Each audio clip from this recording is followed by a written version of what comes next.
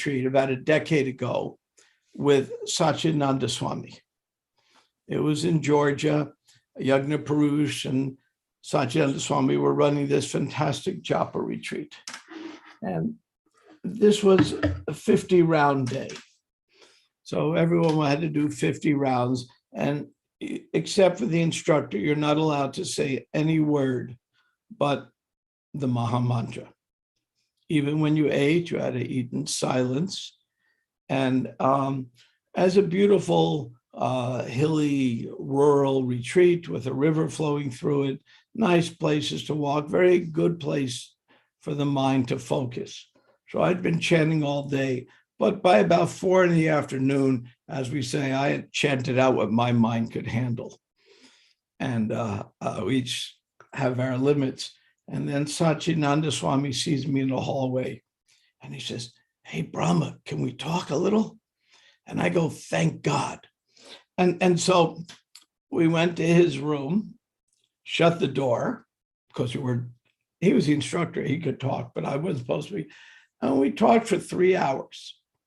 And what was it? And he said, well, he wanted to talk about how devotees sometimes see things from different points of view and to understand, compare my experience with his, because he had gone for some very deep realizations. I said some of the deepest I've seen.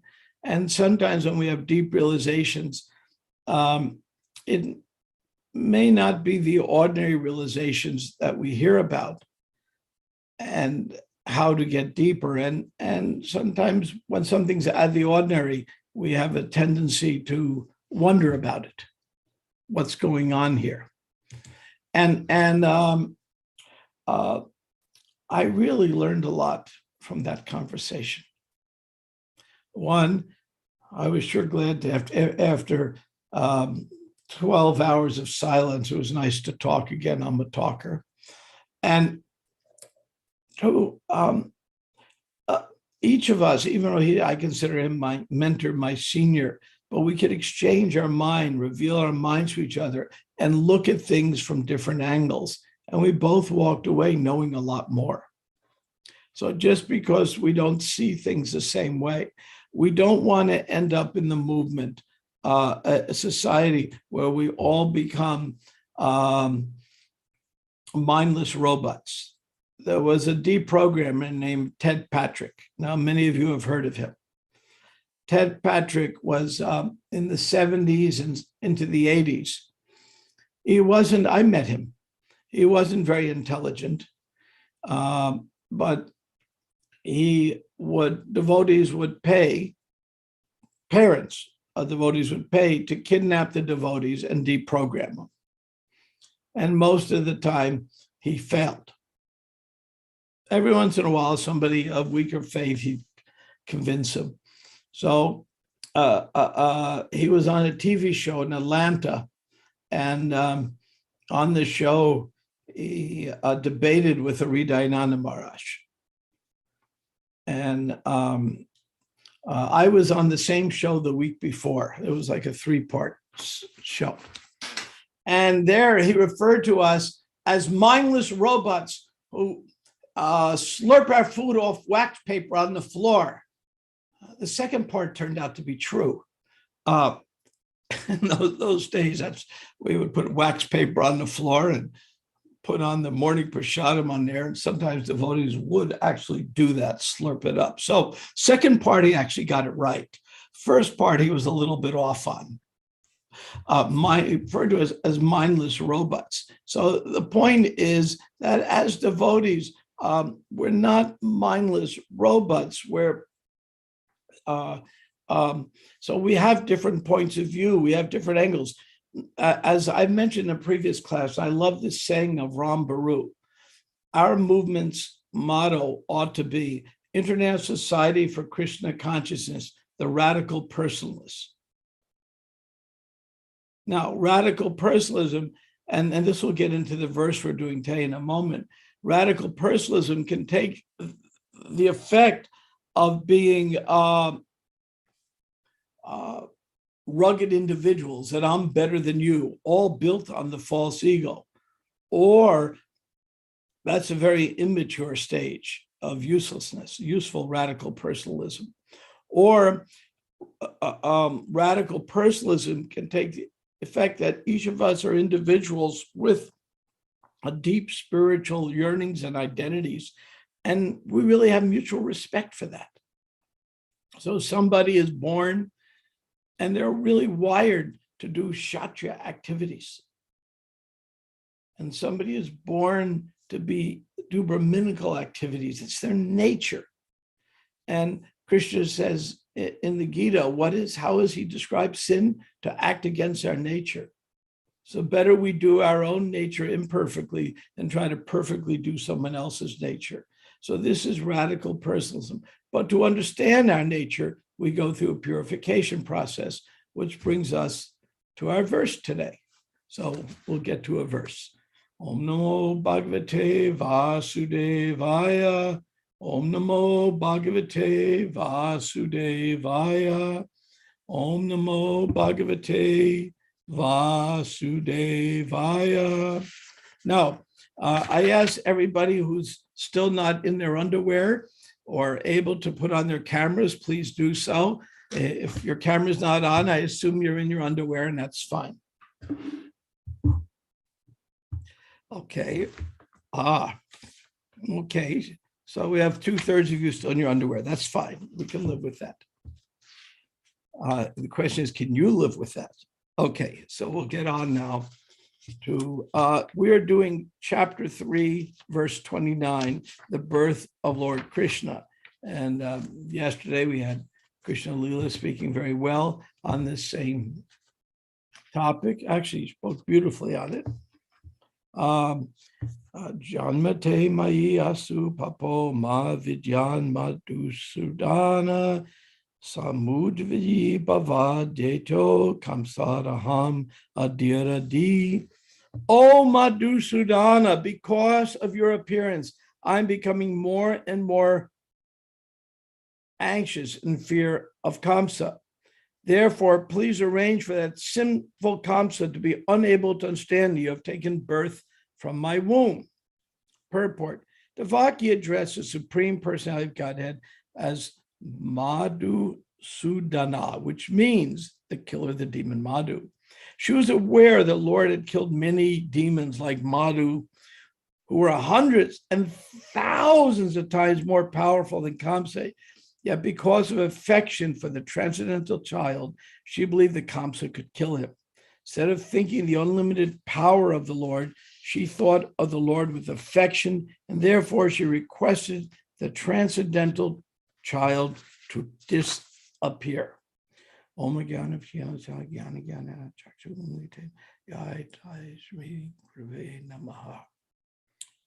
good morning to you all, and I see my dear friend Henry there, and Andrea's smile always encouraged me. And Adi, that was one of the most beautiful kirtans leading into this. You got it together. Very well done. And so welcome all to Bhagavatam in New York. Now, friends of mine who regularly listen to classes tell me that they find the New York Bhakti Center Bhagavatam classes some of their favorites, and there's a lot of regulars who listen to it. I was talking to Swaha Ambarish's wonderful wife the other day. She doesn't listen live, but she always listens to the reruns. It's one of her favorites, and Henry tells me it's one of his favorites. So I am here to disappoint you. That's my goal today.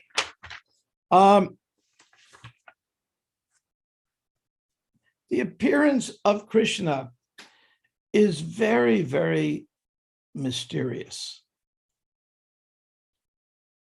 Now, the question comes up when Krishna is appearing. What is Devaki thinking? Is Devaki thinking this is the personality of Godhead? After all, you could kill the demon Madhu, who was more powerful than Kamsa. You could do all these things, but I'm scared of what would happen to you.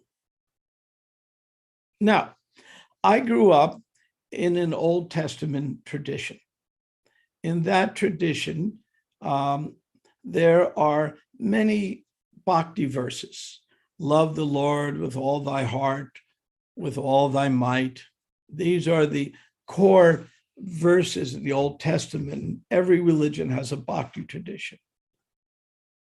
But also in that tradition, there is a God who, how can I put this politely, has an anger management problem, is a candidate for a 12-step program. And you have a whole series like that where I'm going to smite you, and I want you to smite these people. I mean, a lot of smitings going on there. For those who aren't familiar with smiting, I think it's the present tense of smote or something like that, whatever. Anyway, there are a lot of, because there's a need for that. Why is it like that? Why do we have some hellish planets in the fifth canto? Why does Krishna show Arjuna the universal form? Why do we have that in every tradition, our tradition, Old Testament tradition? You have that element. Why is that there? Can anybody want to unmute and tell me why it's like that? I mean, here we are. The Old Testament says, love the Lord with all thy heart, with all thy might. Jesus came for what purpose? To share love of God. Here we're talking about a mother's love, the highest love that we can find in material world, now exhibited as love of actually the supreme person. We're the rasa people. We're into love. What's all this smiting and smoting in the Old Testament and the fifth canto, hellish planets? What's going on here? I'm getting confused. Can somebody help me before I bloop? Haribo Prabhu, may I speak? Yes. When somebody needs or some civilization needs a good smiting, there's nothing wrong with that. I think it's to understand that Krishna is our shelter and that we have nothing to fear. That if there's something that needs to be taken care of, if the so-called demoniac forces are rising up and causing fear amongst the innocent population, amongst the devotees, that we should be rest assured that Krishna will come in and smite them. We give them love, and the love that they don't take, and if they can continue onward, then Krishna will do his best, either personally, which is for the demon's benefit, or through his empowered representatives to go out and smote them. So that's my take on it. Oh, Bhima, I like that very much. Your reflect what you're saying is that Krishna is going to protect us. In fact, Nrsingadeva's appearance is coming in a few days, or a week, something like that. I think it's about a week away, and that's an example.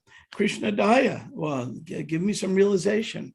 I really don't want to bloop this morning. I need some help here. Hare Krishna.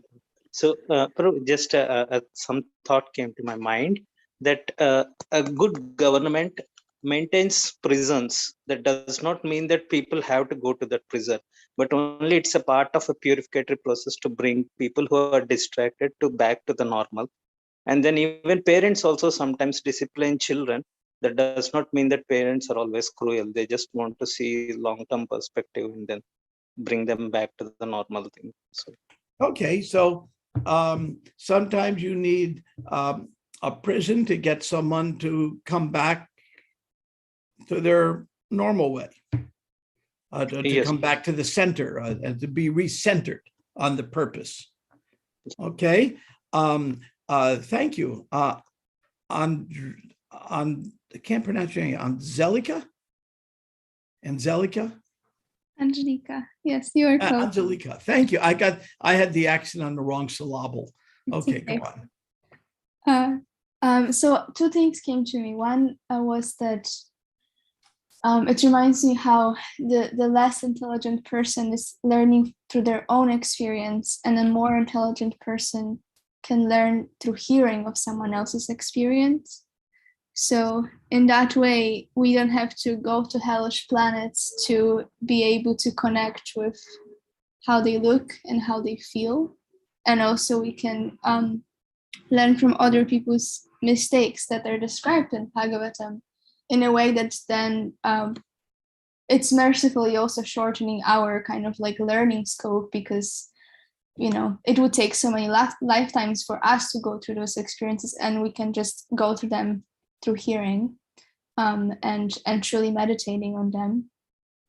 And then the second thing that came to me is that to some extent, as I feel it right now, is that witnessing all those pastimes and how the Lord deals with sometimes ghastly ways with others is to come to a conclusion that still everything he does is a blessing. And I feel like that's usually my saving grace, when I actually can turn my mind around and realize that my conceptions are very faulty, but all of these things that are done, whether they're a rough embrace or a really soft touch, is still a blessing. That is a very nice realization, that it's all a blessing.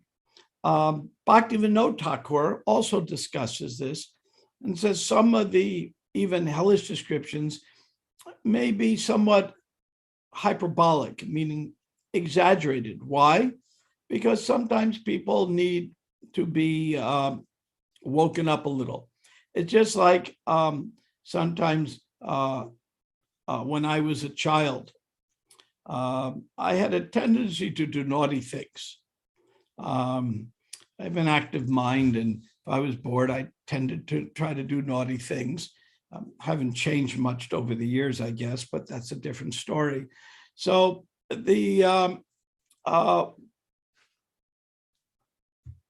remember being with my mother, maybe I was gonna steal some candy from a store, like 5 years old, or whatever it was. And she would point out the policeman and say, "You're gonna get arrested if you do that. And they'll put handcuffs on you and take you away." Now, I would be very terrified. Obviously, the policeman is not going to put handcuffs and take me away as a 5-year-old, but I didn't know that. And so they would say things like that, and I would either steal candy much more carefully so I wouldn't get caught, or wouldn't steal it. But some way or other, it would create a behavioral change in me. Unfortunately, it was probably the one where I'd steal it more carefully, but that's a different matter. So these things are there to kind of wake us up, but the real essence is much higher. So Krishna in fact, showed Arjuna the universal form. And when he showed him the universal form, Arjuna said, it's very ferocious when you see it. There's all these sci-fi movies that come out over the years, which have, whatever they have in it. They have ferocious creatures and this and that, but the universal form is millions of times more ferocious than anything that Spielberg can come up with. Many, many times more ferocious. And when Arjuna saw it, you could see everything, the whole universe, just like Mother Yasoda looked in Krishna's mouth and saw the whole universe. So Mother Yasoda and Arjuna had the same reaction. Enough. Okay, I get it. I'm awed. Now let's go back to where we were, which is the loving relationship. So these smiting and smoting and this and that are there just to bring us back, help us get to the mode of goodness by understanding, deviating from the mode of goodness and going into deviant activities that are detrimental to us is a bad idea. That's the negative, but then there's a positive.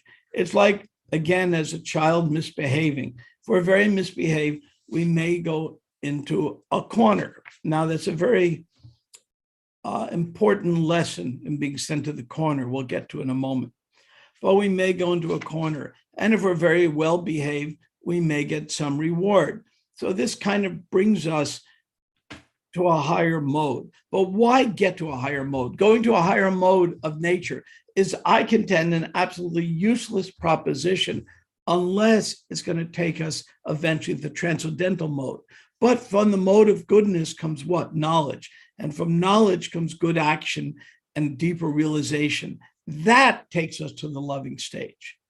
Now, when we go to the corner, if you send a child to a corner, now many of you, I'm sure every one of you has been sent to the corner at some time as a child or sent away. And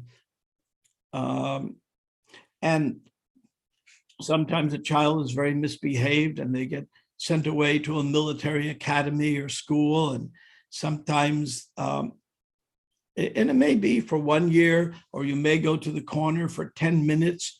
But I remember when I was 5 years old, if I got sent to the corner for punching my younger brother or something, and I got sent there for 10 minutes, what would I remark? My God, that's forever. Because it seems like forever. To a child, 10 minutes in the corner when it's playtime can seem like forever. Similarly, when we talk about going to hell forever, or even going to heaven forever, it's just hyperbole. Obviously, no one's going to go to hell forever. If you made a thought mistake, some misdirected Christians, for example, sometimes say, and if you don't surrender to Jesus, you will go to hell forever. Now, not surrendering to Jesus is a thought crime. In my mind, I did not accept Jesus. If I don't accept Jesus, I go. Has anybody ever had a Christian say that to you? And I'm not putting down Christianity, because there's wonderful bhakti in Christianity. It really is. But I'm talking about the fanatical Christians. Has anybody ever had a Christian come up to them and say, you're going to hell forever? Just think of this. What kind of God is it that will send you to hell forever for a thought crime? That makes Hitler and other Stalin, these big demons look like nice guys. They kill you once and they're done with you. You know, they put you in some concentration camp and they kill you one time, it's over. But here, forever and ever, you're in hell. So this makes no sense. And even the fifth canto will exaggerate some of these points just to wake us up. But just like a child gets sent to hell, sent to the corner for 5 minutes, it's just 5 minutes. So what we're dealing with here is some kind of, in every scriptural tradition, we'll find there's a certain amount of hyperbole, exaggeration, which helps wake us up. And here we're seeing even Devaki is experiencing her own form of exaggeration. She's thinking that this Kamsa, who's a small demon compared to some of the big demons, can actually kill Krishna. But that's also a nice thing. Why is that a nice thing? Because he's thinking, why is that a good thing? What is good about Devaki being an illusion? Here it is. God is in front of her in a four-armed form, I might add. And she's thinking that this little demon, not even one of the biggest demons, can actually kill God. Boy, she got her head screwed on backwards, it seems. What's going on here? Why is this a good thing? Can somebody help me out? I'm getting into illusion myself now. Hare Krishna Prabhu. Yes. Yeah, what I find attractive about it is that I see it as an expression of love, because when you deeply love somebody, you know, your intellect kind of goes out the window. You only think emotionally. And if the love weren't deep, then intelligence would come more into the foreground. So I see it as an expression of deep love. So what you're saying, Gail, is that when somebody really has deep love, they'll actually lose context. And they may lose context out of love. That's a good point. That's a very deep love. What's another explanation for what's going on here? Anybody else have a different angle on this? What's going on here that Devaki is actually an illusion? I mean, she could just sit down and think for a moment, hey, this is God. He got 4 arms. He has disc and weapons, little old Kamsa up there, you know, he can be easily taken care of. She's in total anxiety. I mean, we're supposed to be transcendentalists. What's going on? Yes. Maybe it is that by her anxiety, she's facilitating Krishna's enjoyment of his Leela. Well, it's true. It is a Leela, and she's allowing the Leela to go on. You've made a good point. Bhima, help me out here. Get me out of illusion. Well, as we have sort of complementary and contrasting rasa or relationships in this world, a son can love his father and yet at the same time fear his father, and fear for his father's, even a small child, fear for his father's safety, even though he knows his father is, you know, even if he thinks as a child his father is omnipotent. So I would think that as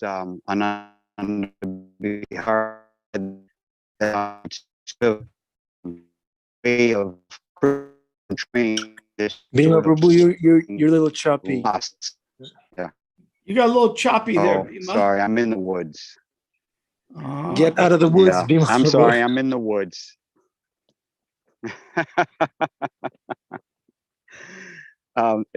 Anyways, am I any better right now? Better now. Thank you. Okay, all right. I'll be very brief because this is a wonderful lecture and I don't want to take up any time. Just that it's sort of like what Ananda Bihari said is sort of a nice mixture, admixture, nuance of ras, that even a child can fear for his father, even though he may even think in his childlike love that his father is omnipotent, that, oh, dad, don't do that, you know, even though dad knows perfectly well what's going on. So that the heart overrides the ashvarya, the heart overrides, devotion overrides that sort of on reverence. Like on reverence disappears when devotion is on the scene, so to speak. So that's what, that's my take on it. That's put well, Bhima. Devotion overrides the particular circumstances. So because of the devotion that and love, that it would override the understanding that Kamsa is a little demon and Krishna can, you know, blink of an eye, take care of all this. Now, there's one more aspect that I want to add that hasn't been mentioned yet. So I'll add to the comments that have been made. And that is this: rasa, the particular roles here. And what is Devaki's role? Devaki's role is mommy. Now, as a mother is always concerned about the welfare of a child. That is a mother's role. So in that role, I mean, if Arjuna was here, would Arjuna have the same attitude as Devaki? I don't think so. Arjuna was never worried. I mean, Krishna is driving Arjuna's chariot. How many times have you heard Arjuna saying, Krishna, will you duck, please? Or arrows coming? Krishna, I don't want you standing in front of me. Stand behind me. I want to protect you from the arrows that might hit you accidentally. Or no, that's not Arjuna's attitude at all. Arjuna has a whole different relationship with Krishna on the battlefield and elsewhere. So in that relationship, Arjuna is not at all thinking, Krishna, I need to protect you. Rather, Arjuna is seeing Krishna as a friend, and as friend, Krishna is driving Arjuna's chariot, taking care of him. And the friendship is so extreme. It goes like this. When the chariot driver is below, in the way the chariot is set up, below the warrior. It has to be, because the warrior is shooting arrows. So the warrior has to be above the driver. Just like if you have a modern tank. When you have the tank, the driver is at a lower level looking out the ports, and above the driver is the gunner. Because first thing is, you don't want the gunner to shoot off the driver's head. That would be kind of awkward. But also the person shooting in the turret in the tank is above it. So in ancient chariots, it's no different. The driver, sometimes the pictures don't always show it well that way, but in studies of ancient chariots, we know this is how it is. The archer has to be above the driver. That's natural. And sometimes sometimes Arjuna would even put his feet on Krishna's shoulders to brace himself to shoot. So here we have a case where Arjuna, and this is God, but Arjuna is putting his feet on God. I mean, when we're in a temple room, we're so careful we don't step on devotees, or at least step too hard when we step on them. We're so careful about that. We try not even to step over devotees out of politeness. We have a certain etiquette. And here, Arjuna is bracing his foot on Krishna's shoulder to fire his arrows.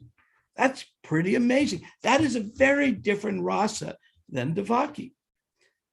Devaki here is saying, oh, this is my son, I have to protect it. So we have different relationships with Krishna depending on our particular circumstances. And these relationships may even change at time. There are times when Arjuna sees Krishna not as a friend, but as God. In fact, in the universal form, Arjuna begs Krishna, hey, can you just come back to two arms and like that so I can relate to you again? So the relationship can change in time, but Devaki's relationship as a mother, and the mother is always has that love to protect the child. So that's what's going on here. And Devaki has a certain, you might say, illusion. But just Arjuna had an illusion that Krishna is his friend, but Krishna is not really his friend, he's God. But Krishna is also really his friend.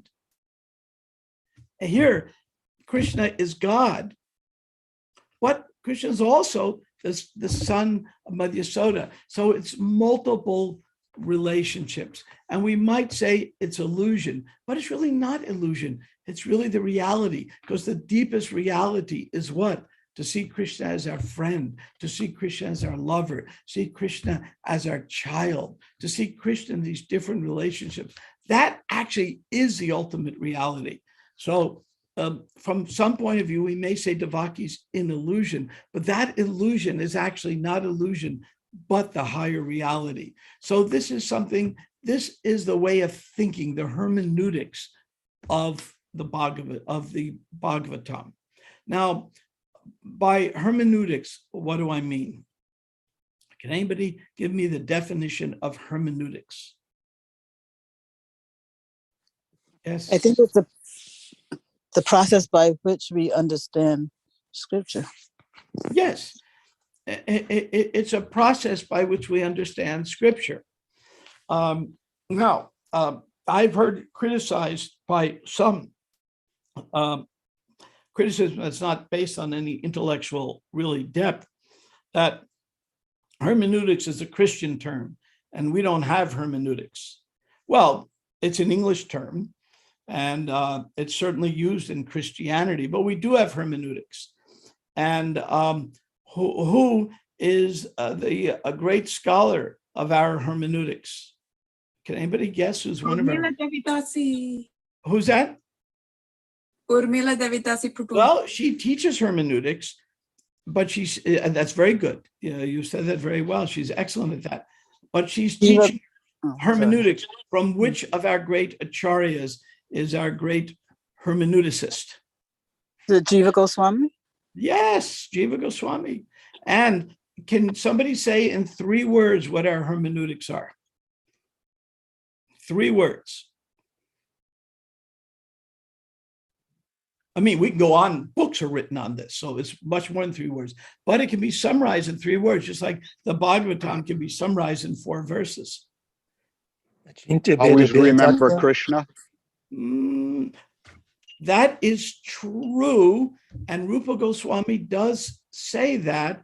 That's the essence of Krishna consciousness. But that's not quite the hermeneutics, because that doesn't tell us how to understand scripture. There actually is a method. That's close. But if you were at the carnival, you do not get a stuffed bear. About Guru, Sadhu, and Shastra. Exactly. That is, you get the stuffed bear. I love stuffed bears. Thank you. Yeah, well, you just won it at the carnival. I owe you a stuffed bear. So Guru, Shastra, and Sadhu are our hermeneutics. That's how we understand it. And then we have our epistemology. What does epistemology mean? Somebody help me with this philosophical term. Yeah, that's over our head. No, that's not over the head. You all know this. Epistemology. Okay, how about the study of words? Is that it? Almost, it's theory of knowledge, how we know things. How do we know what we know? So how do we know what we know? And in the Chaitanya Charitamrita, we're given a theory of epistemology. That when I heard this theory of epistemology, I had one of my big aha moments. I'll tell a little story. I was at college in the 60s, and that time was very tumultuous times. I was going to college in upstate New York, and I was at a nerdy engineering school. And so we had our first strike. It was anti-war times, and our strike was over. We didn't have enough humanities books in the library. It's kind of almost a silly issue. People at Berkeley were burning down the campus over Vietnam War, but we had a strike over something, so we chose that. It was kind of just because there was a mood to go on strike against something. And then it got more and more heated, and eventually became anti-war. And so we had 2 themes going on then, the left wing and the right wing. Now, the left wing, which was in those days Students for Democratic Society and all, said, we need a revolution, kind of calling for a socialist point of view. And then you had the right wing. Goldwater had just lost the election for presidency in '64. And it was kind of not a Trump type conservatism, but a different kind of conservatism, a more realistic conservatism. And I had, in high school, became very interested in the conservative way of looking at things. And in college, I became very interested in the liberal way of looking at things. And then I got very confused. Well, which way is right? And it was a very thoughtful, tumultuous time. You couldn't get by the 60s without at least thinking about things. That's because we had something going on we don't have now. What was different in college in the 60s than now? Can someone tell me what made everyone so thoughtful?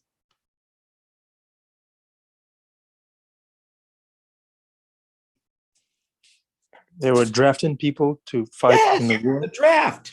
We used to say about Canada, because we would flee to Canada to avoid the draft. It may be cold in Canada, but it's not drafty. So we used to, so the draft made everyone a philosopher. When you're about to be sent to a stupid war in Vietnam to go and, kill people who you have no argument with, and they're going to kill you, you start getting philosophical. And so there was a left wing, there was a right wing, and which is right, which is wrong. These things still go on. And then I heard the devotees present the epistemology of Vaishnavism. And all of a sudden, boing, it went off in my head what the answer is. What was that epistemology? What was that theory of knowledge that took care, that combined all of this together? Can somebody take a guess? No bad guesses. Okay. Somebody's missing out on an even bigger teddy bear now. You are not your body? That's true, but that's not the epistemology. That's the ontology, our essence of being. But you're close. That's good. It was a Chinta Beta Beta Tattva. It can be simultaneously this and that. It's not that this is right or that's right. They both can be right. Wow, went off in my head. See, in the West, we're very trained to think with the word or. It's this way or that way. But if you study Chinese philosophy, Indian philosophy, all of this, you see the word and is so much more prominent. It can be this and it can be that. When I heard it, Chinta Beta Beta Tattva, my head exploded. I said, this explains the theory of knowledge. So I can see there's something good here and something good there and combine it together. So that was the theory of knowledge that's coming. And that's what's going on here with Devaki. She can simultaneously be seeing Krishna as God and seeing Krishna as her son. And so the reason why we have trouble understanding these verses, because we're stuck in or mentality. And when we gradually purify our brain by rising early, chanting, doing the things we do, our brain starts shifting from an or to an and we see the bigger picture. So that's really the essence of what's going on in this verse. It's trying to challenge the way we think and help us think in a more integrated, comprehensive way. And that's why these verses can be a little bewildering. They're bewildering to challenge our brain to take us to a higher platform. With that, it's 8 o'clock. I will stop here. And maybe, I don't know, is there time for a question or two? I'm not sure how this works. Thank you very much, Brahmatirtha Prabhu, for challenging our brain today with beautiful explanation of Krishna's Leela and the Chinta Beta Beta Tattva.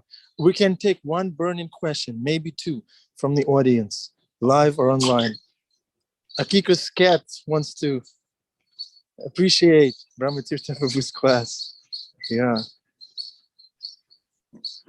Okay. Who wants to ask a Any questions? Last chance for a giant teddy bear. I don't have any questions. I just have appreciations for Brahmatirtha Das Prabhu because I really love Your smile, Andrea. You have to No, come by. I think that last statement that you made is so important about shifting our minds from an or mentality to an and mentality. And I've actually also heard it from when talking, shifting our thoughts from always saying but as opposed to adding and. So like understanding, like when we say, you know, I went to go see my mother, but you know, it was such a shame because she, you know, she wasn't listening to me.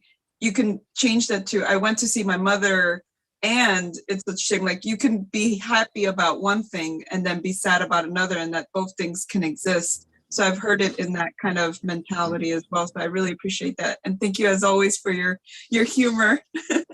I tell you, in ISKCON Resolve, we're always teaching people how to apologize. And the worst apologies, the apologies given by buttheads, are the apologies that include the word but. And anytime you say, I am really sorry I spilled the doll on you, but it's your karma. I mean, that doesn't work well. Anytime an apology is given with the word but, the only thing that's heard is what's said after the but, not before. So the word but has to be a restricted word. And we try to help you when they apologize, integrate it. I'm really sorry I spilled the doll on you, and I won't do that again. That's the apology that works. Bhima Prabhu.